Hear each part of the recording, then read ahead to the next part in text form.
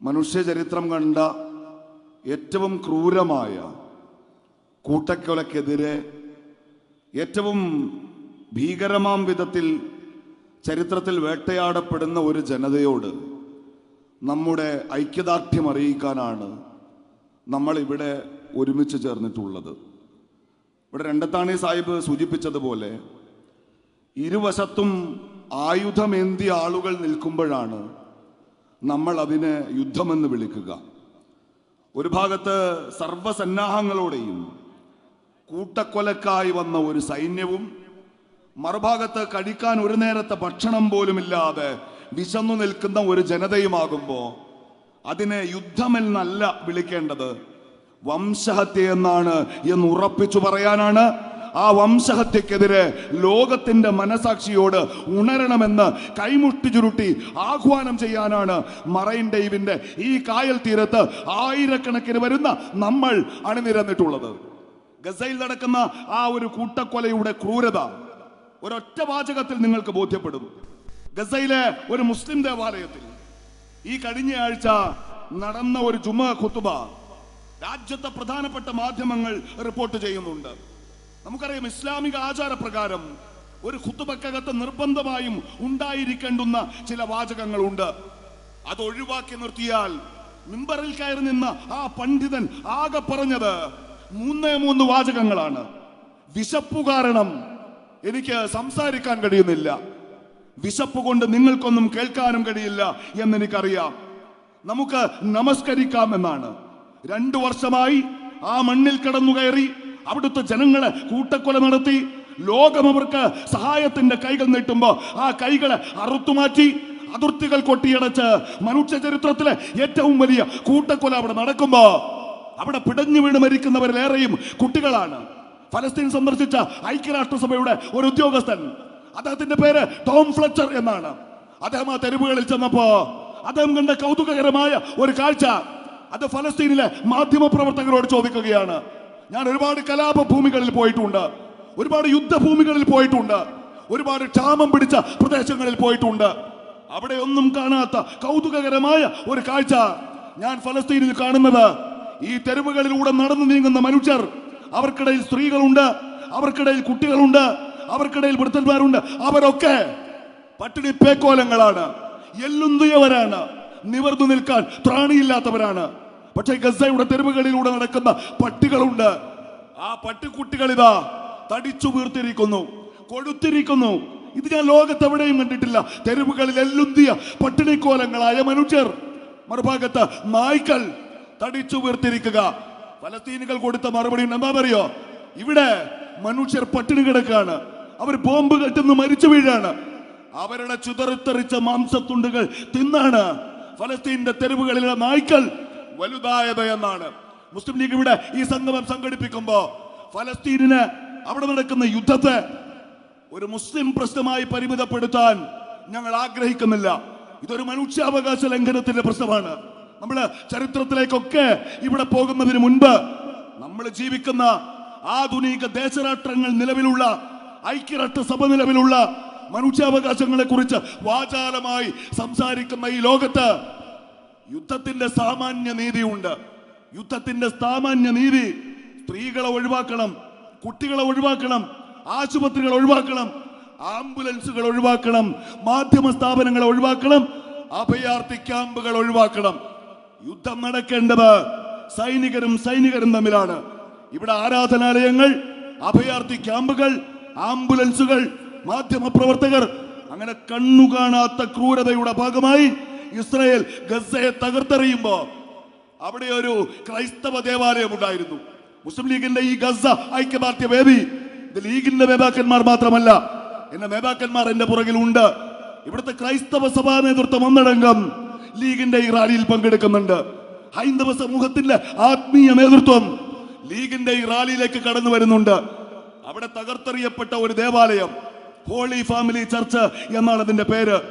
അവിടേക്ക് എല്ലാ ദിവസവും വൈകിട്ട് വിളിച്ച് അവിടുത്തെ പുരോഹിതനായ റൊമേനല്ലിയോട് നിങ്ങൾ സുരക്ഷിതരല്ലേ എന്ന് ചോദിക്കുന്ന ഒരാളുണ്ടായിരുന്നു. ഗസയിലേക്കുള്ള ക്രൂരമായ ഇസ്രായേലിന്റെ അധിനിവേശം ആരംഭിച്ച 18 മാസം എല്ലാ ദിവസവും വൈകിട്ട് മുടങ്ങാതെ ആ ഫോൺ കോൾ വന്നിരുന്നു എന്നാണ്. ഫാദർ റൊമനല്ലി, നിങ്ങൾ സുരക്ഷിതരല്ലേ? നിങ്ങളുടെ പള്ളി സുരക്ഷിതമല്ലേ? ആ മനുഷ്യന്റെ ഫോൺ കോൾ 18 മാസം കഴിഞ്ഞപ്പോൾ നിലച്ചുപോയി. കാരണം അദ്ദേഹം ഈ ലോകത്തോട് വിട പറഞ്ഞു എന്നാണ്. ഗസയിലെ അവശേഷിക്കുന്ന ആ ഏക ക്രൈസ്തവ ദേവാലയം ഈ കഴിഞ്ഞ ദിവസം ഇസ്രായേൽ ബോംബിട്ട് തകർത്തു. ജീവിച്ചിരുന്ന കാലം അത്രയും, ഫലസ്തീൻ അധിനിവേശം നടക്കുന്ന ഈ ഭൂമിയിൽ ജീവിച്ചിരുന്ന കാലം അത്രയും എല്ലാ ദിവസവും മുടങ്ങാതെ ആ പള്ളിയിലേക്ക് വിളിച്ചു ചോദിച്ച, ലോകത്തോട് സംസാരിച്ചപ്പോഴൊക്കെ ഫലസ്തീനു വേണ്ടി കണ്ണീർ വാർത്ത, ഫലസ്തീന്റെ കൂടെ നിന്ന പ്രിയപ്പെട്ട ഫ്രാൻസിസ് ജോർജ് മാർപ്പാപ്പയായിരുന്നു ആ ഫോൺ കോൾ വിളിച്ചിരുന്നത് എന്നാണ്. ഇതൊരു മുസ്ലിം പ്രശ്നമല്ല. ഫലസ്തീനിൽ മരിച്ചു വീഴുന്നവർ മനുഷ്യരാണ്. അവരുടെ വിശ്വാസം പലതായിരിക്കാം, പക്ഷെ അവർ മനുഷ്യരാണ് എന്ന് ലോകത്തോട് വിളിച്ചു പറയാൻ നമുക്ക് കഴിയേണ്ടതുണ്ട്. അതോടൊപ്പം ഇന്ത്യയുടെ മണ്ണിൽ ചവിട്ടി നിന്ന് ഒരുപക്ഷെ ലോകം ശ്രദ്ധിച്ച കോഴിക്കോട് കടപ്പുറത്ത് ഫലസ്തീൻ ഐക്യദാർഢ്യ റാലിക്ക് ശേഷം ഇന്ത്യൻ യൂണിയൻ മുസ്ലിം ലീഗ് മറൈൻ ഡ്രൈവിൽ ആയിരങ്ങൾ അണിനിരത്തുമ്പോ ഈ രാജ്യം ഭരിക്കുന്ന ഭരണകൂടത്തോട്, ലോകം പാടുന്ന തീവ്ര വലതുപക്ഷ അച്ചുതണ്ടിനോട് ചേർന്ന് നിന്ന് ഈ കൂട്ടക്കൊലക്ക് നേതൃത്വം കൊടുക്കുന്ന ഇന്ത്യൻ ഭരണകൂടത്തോട് നമുക്ക് ചിലത് പറയാനുണ്ട്. ഈ രാജ്യത്തിന്റെ പാരമ്പര്യമുണ്ട്. ഫലസ്തീൻ ഫലസ്തീനികളുടേതാണ് എന്ന് പ്രഖ്യാപിച്ച ഗാന്ധിയുടെ നാടാണിത്. ഫലസ്തീന് വേണ്ടി ശബ്ദിച്ച നെഹ്റുവിന്റെ നാടാണ്, ഇന്ദിരയുടെ നാടാണ്. ഇക്കാലം അത്രയും മണ്ണിലെ ചീളുകല്ലുകൾ പെറുക്കിയെടുത്ത് ഇസ്രയേലിന്റെ അധിനിവേശത്തിനെതിരെ പൊരുതുന്ന ആ ജനതയോട് ഐക്യദാർഢ്യം പ്രഖ്യാപിച്ച നമ്മൾ ഈ കഴിഞ്ഞ മാസം, ഞാൻ അവസാനിപ്പിക്കാണ്, സ്പെയിനിന്റെ തുറമുഖത്ത് ഒരു കപ്പൽ തടഞ്ഞു. ആ കപ്പലിന്റെ പേര് മരീന ഡൊമിനിക്ക എന്നായിരുന്നു. ആ കപ്പൽ പുറപ്പെട്ടത് തമിഴ്നാട്ടിൽ നിന്നായിരുന്നു, കോയമ്പത്തൂരിൽ നിന്ന്. നമ്മളവരെ ഫലസ്തീനോടൊപ്പം നിന്നവരാണ് നമ്മള്, അവരെ അംഗീകരിച്ചവരാണ് നമ്മള്, എംബസി ഉണ്ടാക്കാൻ സ്ഥലം കൊടുത്തവരാണ് നമ്മള്. ഒരു കൈയിൽ ഒലിവ് ചില്ലയും മറുകൈയിൽ തോക്കുമായി ഫലസ്തീൻ പോരാട്ടത്തിന് നേതൃത്വം കൊടുത്ത യാസർ അറഫാത്തിലെ ആ ജനതയെ, അവരുടെ സമരത്തെ ഹൃദയത്തോട് ചേർത്ത് പിടിച്ച ഇന്ത്യ ഇന്ന് ആ പാപങ്ങളെ കൂട്ടക്കൊല നടത്താൻ ഇസ്രയേലിന്റെ ആയുധപ്പുര നിറയ്ക്കുന്ന ആയുധം നൽകുന്നവരായി ഈ രാജ്യത്തെ മാറ്റിക്കഴിഞ്ഞിരിക്കുന്നു എന്ന ബോധ്യം കൂടി നമുക്കുണ്ടാവണം. ഈ സമ്മേളനം കൊച്ചിയിൽ നടക്കുമ്പോ ഇത് കേരളത്തിന്റെ ഐക്യദാർഢ്യമാണ്. മുസ്ലിം ലീഗ് ഇതിനെ കാണുന്ന ലീഗിന്റെ ഒരു ഐക്യദാർഢ്യം എന്ന നിലക്കല്ല, ഇത് കേരളത്തിന്റെ പൊതുസമൂഹത്തിന്റെ ഐക്യദാർഢ്യമാണ്. ഈ വേദിയുടെ പിറകിൽ ഞാൻ അവസാനിപ്പിക്കുന്നു. ഓളം തല്ലുന്ന കൊച്ചിക്കായലുണ്ട്. ആ കായലിനപ്പുറത്ത് ഒരു ജൂതത്തെരുവുണ്ടായിരുന്നു. ഹിറ്റ്ലറുടെ ആക്രമണത്തിന്റെ ഭാഗമായി ലോകം മുഴുവൻ ചിതറിയോടിയ ജൂത സമൂഹത്തിന് അഭയം കൊടുത്ത മണ്ണാണിത് ഈ കൊച്ചി. എത്രയോ ദേവാലയങ്ങൾ ലോകം മുഴുവൻ അവരുടേത് തകർക്കപ്പെട്ടിട്ടുണ്ട്.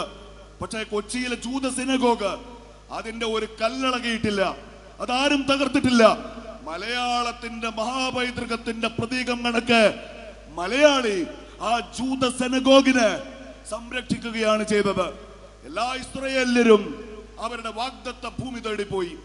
മട്ടാഞ്ചേരിയിൽ ഒടുവിൽ സാറാ കോഹൻ എന്ന് പറയുന്ന ജൂതമതത്തിൽ വിശ്വസിക്കുന്ന ഒരു സ്ത്രീ മാത്രം ബാക്കിയായി എന്നാണ്.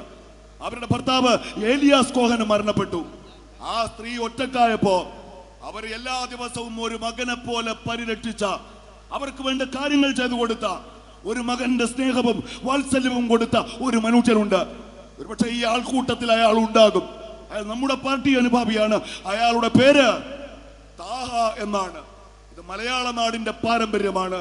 എവിടെ ചങ്ങല മർത്യനു കൈകളിലങ്ങൻ ഹൃദയം നൊന്തിയിടുകയാണെങ്ങോ മർദ്ദനം അവിടെ പ്രഹരം വീഴുവതെന്റെ പുറത്താകുന്നു. കൃഷ്ണവാര്യരുടെ വരികളാണ്. അത് മലയാളത്തിന്റെ സംസ്കാരമാണ്. എവിടെ മനുഷ്യന്റെ മുതുകിൽ ചങ്ങലയുണ്ടോ, എവിടെ മനുഷ്യന്റെ മുതുകിൽ ചാട്ടവാർ അടി വീഴുന്ന, അവിടെ പ്രതിഷേധത്തിന്റെ കൈമുട്ടിയും ചുരുട്ടി ജാതി മറന്ന് മതം മറന്ന് ഒറ്റക്കെട്ടായി മലയാളി ഉണ്ടാകും എന്ന ഉജ്ജ്വലമായ പ്രഖ്യാപനമാണ് മറൈൻ ഡ്രൈവിലെ ഈ വേദി. ശിശുഹത്യ നടത്തിയവർ ചരിത്രത്തിൽ ആദ്യമല്ല. ദേവകിയുടെ 8ാമത്തെ കുട്ടി തന്നെ ഇല്ലാതാക്കുമെന്ന് കംസൻ ഭയന്നിരുന്നു എന്നാണ്. ദേവകി ജന്മം കൊടുത്ത കുട്ടികളെ മുഴുവൻ അയാൾ പിറന്ന നിമിഷം കാലിൽ തൂക്കിയെടുത്ത് തല താഴെയടിച്ച് കൊലപ്പെടുത്തി കളഞ്ഞു എന്നാണ്. അങ്ങനെ ആ കുഞ്ഞുങ്ങളെയാകെ കൊന്നു കളഞ്ഞതുകൊണ്ട് കംസൻ ചിരഞ്ജീവിയായില്ല. ഞാൻ നേരത്തെ പറഞ്ഞ ജൂതമതം, ക്രൈസ്തവ മതം, ഇസ്ലാം മതം, ലോകത്തെ ഈ സെമിറ്റിക് മതങ്ങളുടെ മുഴുവൻ പാരമ്പര്യം സംഗമിക്കുന്ന ഒരു ബിന്ദുവുണ്ട്. അവിടെ മഹാനായ പ്രവാചകൻ മൂസാ നബി അലൈഹി സ്വലാമയുണ്ട്. നമ്മുടെ സഹോദര സമുദായത്തിൽപ്പെട്ടവർ അദ്ദേഹത്തെ മോസസ് എന്ന് വിളിക്കും.